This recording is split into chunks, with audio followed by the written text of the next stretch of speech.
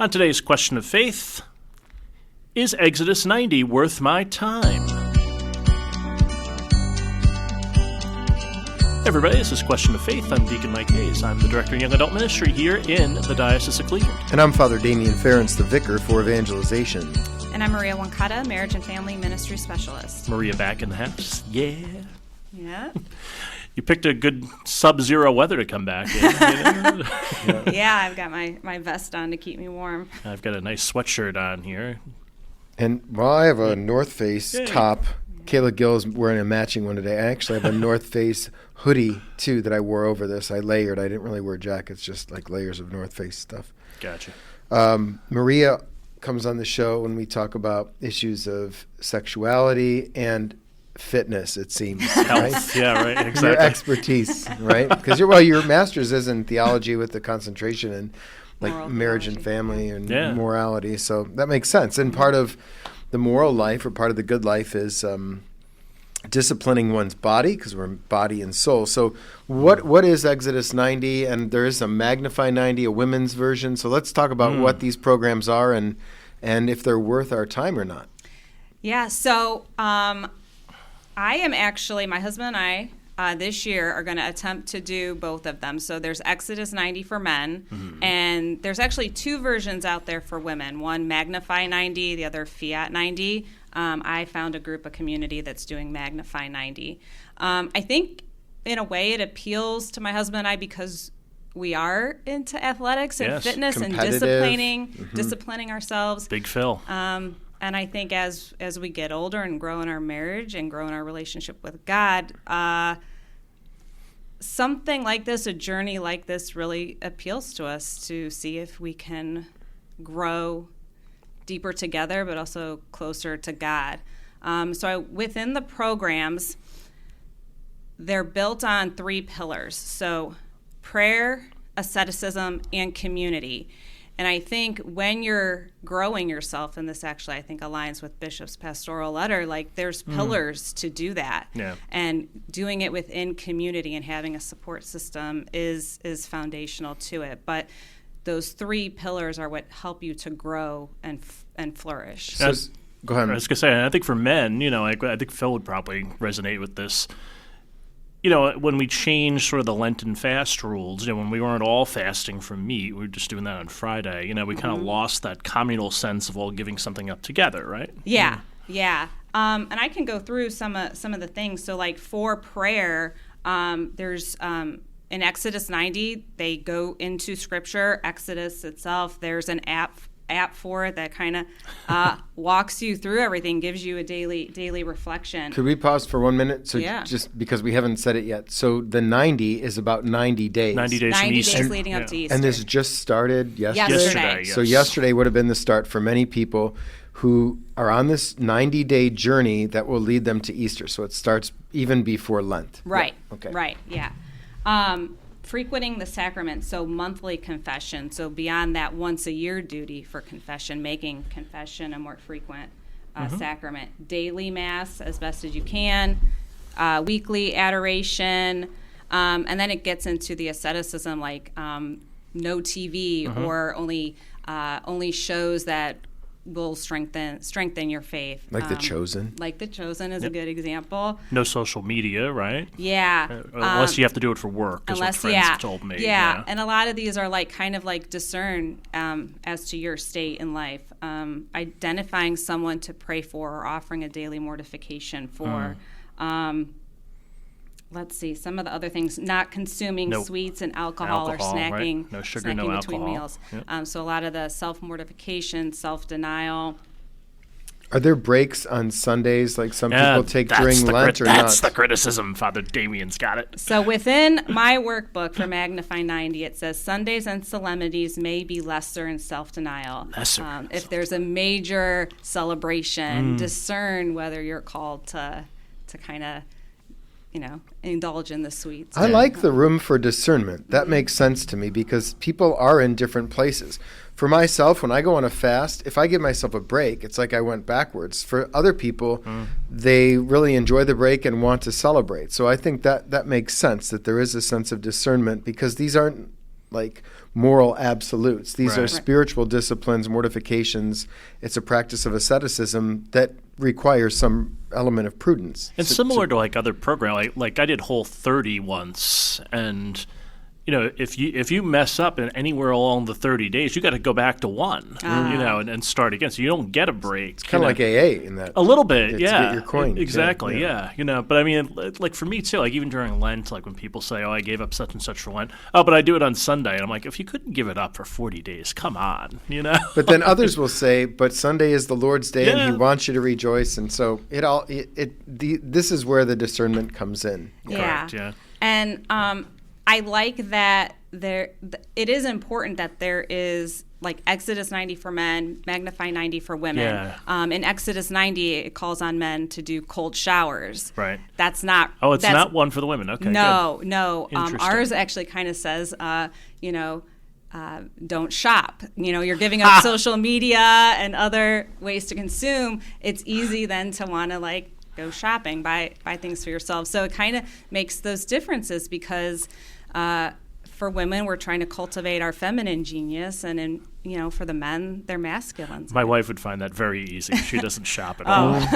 Well, for me, it's a sacrifice. So, I like the notion of asceticism, the mortification, the disciplines, not because the body is bad or because the world is bad. I just finished last night a book club with some friends, The Ruthless Elimination of Hurry by Mark Comer. And he's a Protestant, but the last chapter of his book, he gets into what he calls spiritual disciplines. And it's funny, he says we're not just spirits, we're embodied people. So he certainly is on his way to a Catholic anthropology.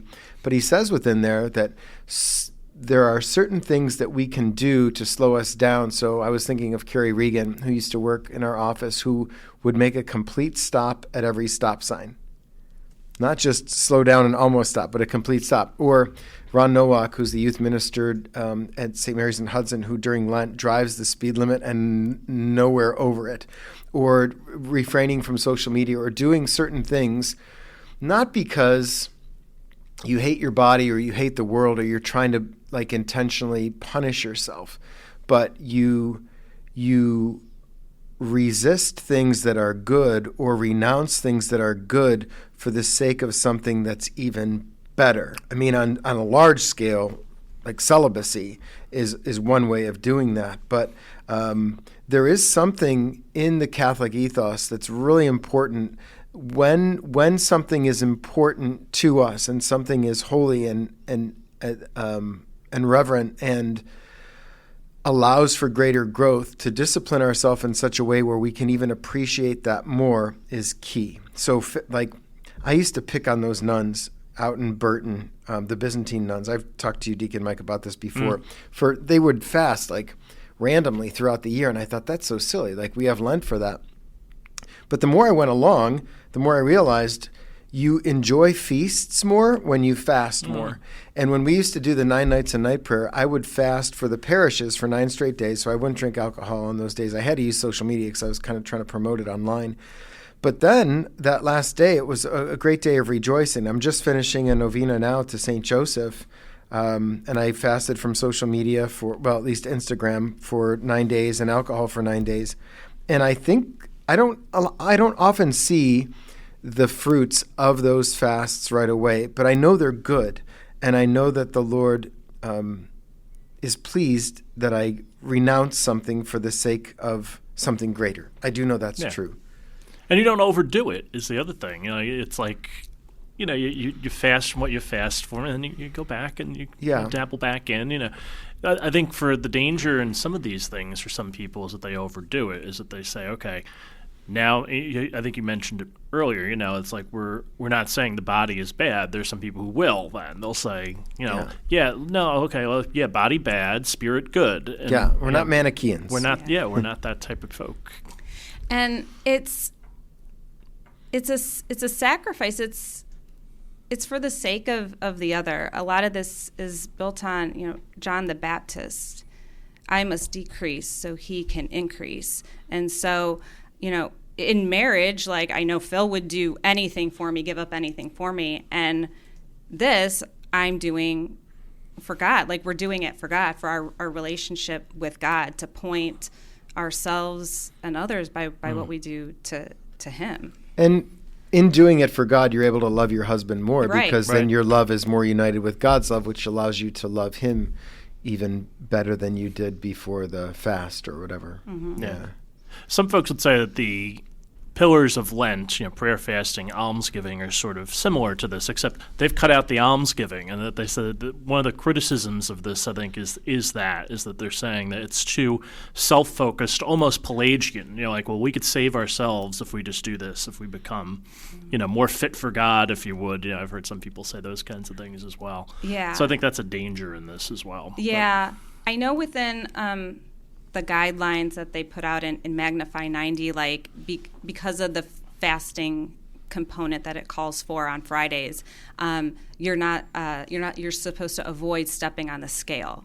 Like, you're not doing this as a weight loss regimen. Mm-hmm. And I think also that's why the community aspect of this is important, so that we can keep ourselves accountable, not falling into the scrupulosity of it, or the maybe like self-benefits we might get out of and it. so you sort of have to select your leaders pretty carefully. Someone who won't fall into that scrupulosity, or if someone is falling into the scrupulosity, the whole community then have to say, hey, no, not that. Is there something in the men's group, the Exodus, about spending of money? Like, if there is for the women, you don't shop.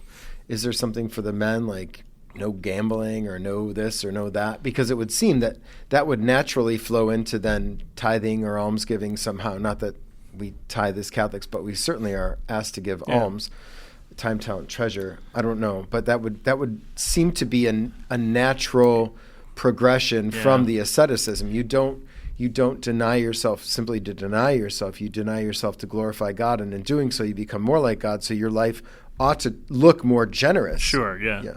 That would be the point, right? Mm-hmm. Yeah, it does say video games would be maybe like the equivalent way to spend time. Oh, I see. Yeah.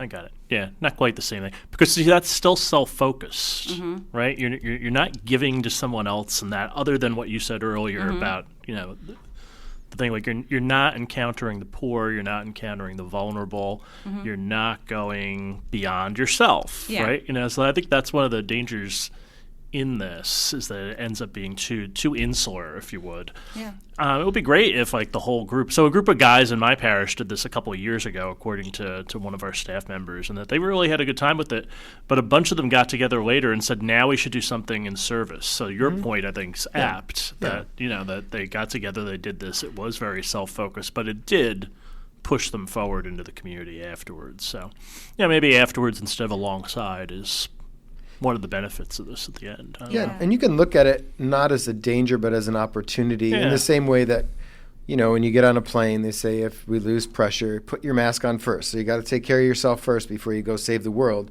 Get yourself in line. But then you're made for service, and then you go make a gift of yourself to others. Yeah. So. And I mean, personally, I haven't gone through this. This will be my first time going through this. So maybe at the end of the 90 days, we could see how I could give you my review of it. Yeah. And if it does.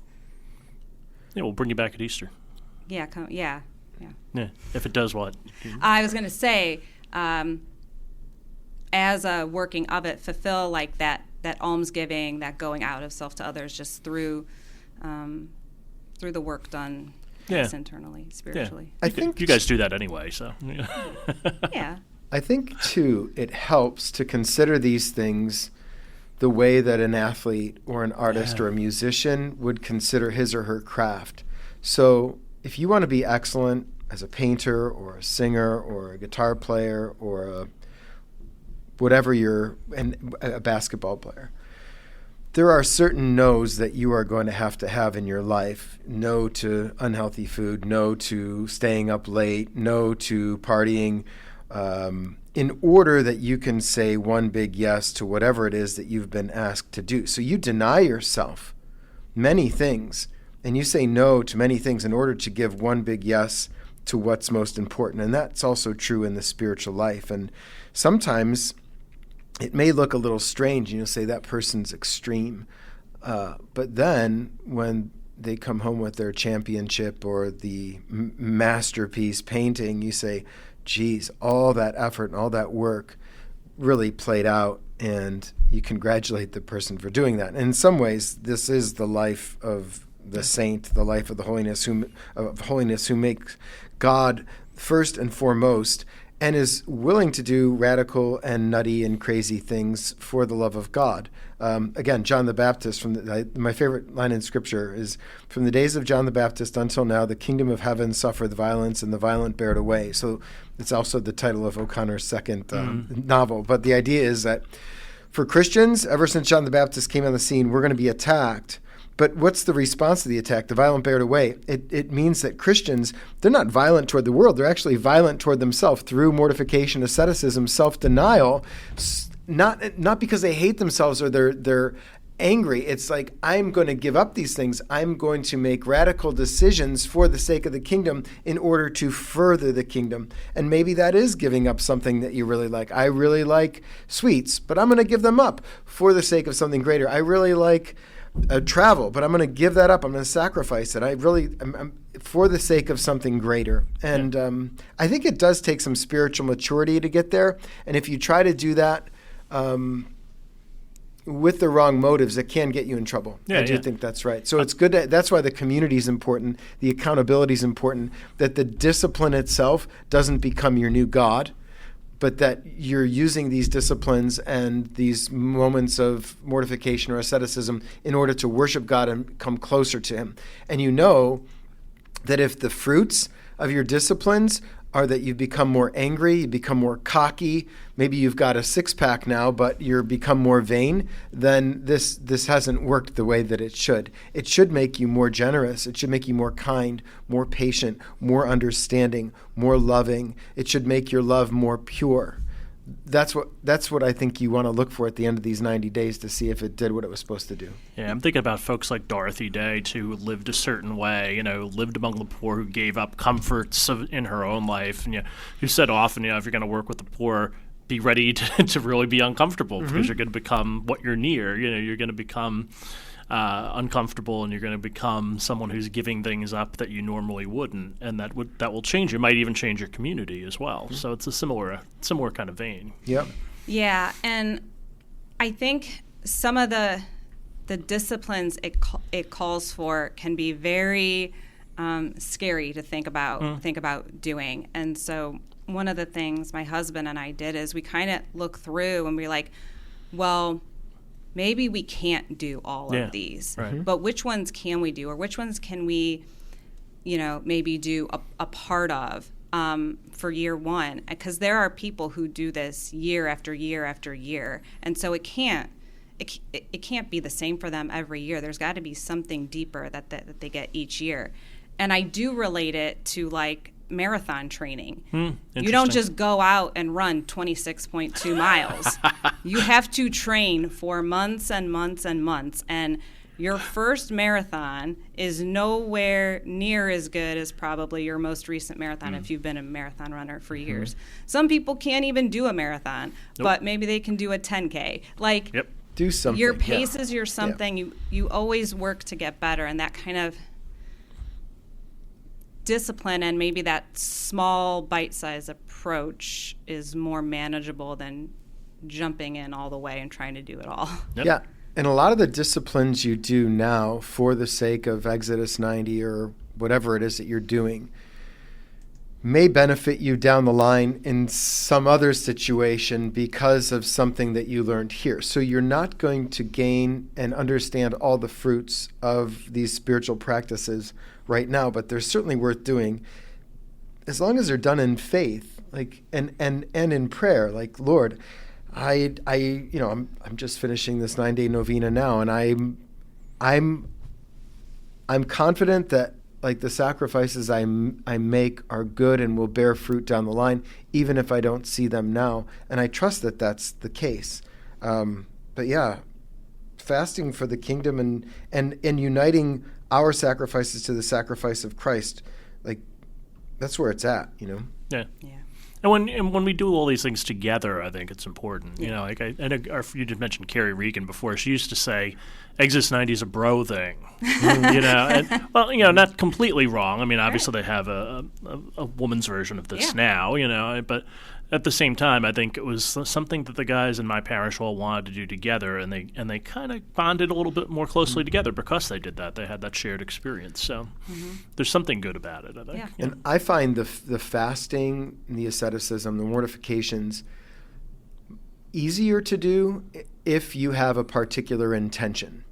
So whether it's 90 days or 9 days or the 40 days of Lent, if someone asks me to pray for him or for her, one of my favorite ways to do it is like through a novena, because the Lord even said some of these demons can only be driven out through fasting and prayer.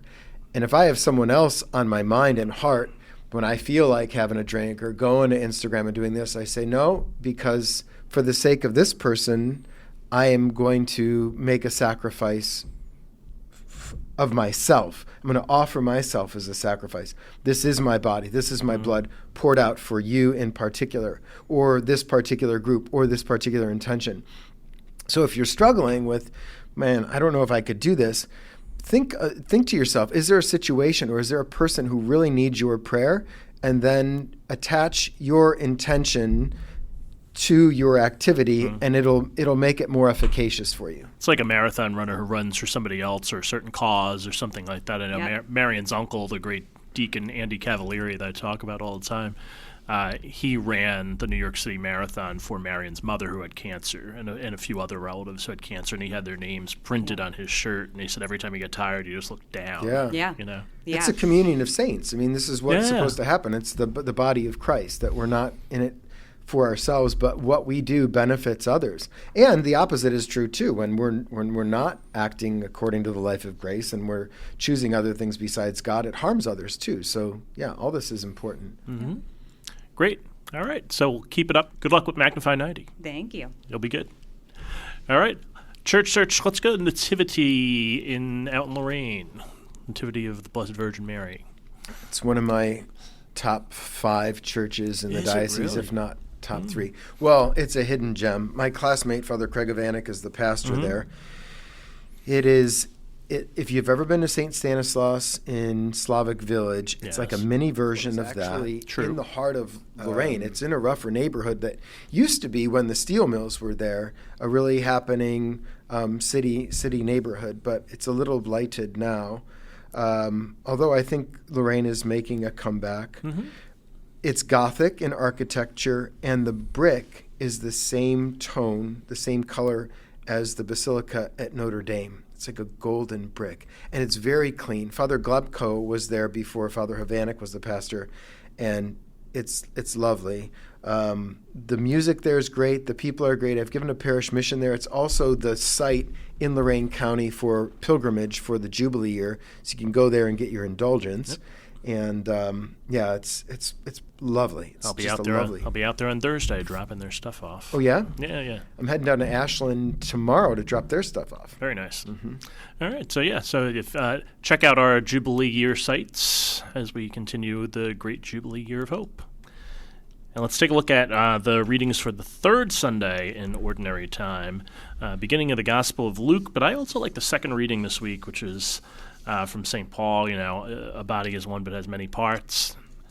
So all the parts of the body, though many, are one body, so also Christ. For in one Spirit we were all baptized into one body, whether Jews or Greeks, slaves or free persons, and we're all given to drink of one Spirit.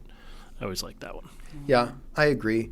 And it's one of my mantras around parish life and the diocese in general. Figure out what people are good at and let them do it. And don't try to be everything for everyone, even though I know St. Paul says he kind of has to do that. But yeah, let people use their gifts, because we're different parts of the same body, and when we work together, we really flourish. I always say St. Paul's a little Benedictine in that. Like when someone presents himself to him, he becomes all things to them at that moment. He doesn't do it all the time. Like, it's when someone presents themselves to you, then you can be all things to that person at the moment. But you don't have to do that 24/7 for everybody in the world. Right? Maria, what do you have? Any thoughts? Well, yeah, I like that reading too. Because we're all created unique and unrepeatable, and we all are called on a specific mission, but it's the one mission together to get to heaven and to build up the body of Christ here. Don't start singing the song. We are one body, one sure body. Do that reminds me of World Youth Day. Yeah, right. Gen Xer, exactly. Man, that hits home. Yeah. Was that the theme song the year you went? No, it was 93, and I didn't go that year. And 95 was Philippines, which I didn't go to either. Right. But 97 was in France, and that was my first time out of the country. And they did play that song there because it was one of John Paul II's favorites. Yeah, they play all the old hits, if you will. Yeah, Emmanuel was it 2000. They're great. Yeah. Yeah, they certainly played in Toronto and Sydney and in Poland. I had it at my first Mass. It was my communion hymn. Very nice. Interesting. Yeah. I've sung it a couple of times myself, so it's always good. Anyway, we all have our gifts. Yes. Anyway, someone who does a great job with language is our good friend Dan First over at Briefcase Marketing. Oh, yeah. He does well with digital languages in particular. So Briefcase Marketing creates marketing for your church or church-based ministry that inspires action and delivers results. They will clarify your message to help you get the right audience. They'll streamline your website to convert visitors into parishioners, volunteers, donors. They'll help create consistency to build trust and deepen relationships across all of your marketing platforms. That's your social media, your email, your ads, all those kinds of things. Yeah, and if you need proof, Briefcase Marketing gets great Google reviews. They've done superb work with our friends at Theology of the Body Cleveland, St. John Cantius, and Tremont. That website's so And if you want to call Dan First or text him, you could do so at 308-627-1262. And our pal, Dan First, will take good care of you at Briefcase Marketing. That's briefcase.marketing. We'll put all that in the show notes. Fix your website already. Maria, thanks for joining us. Yep.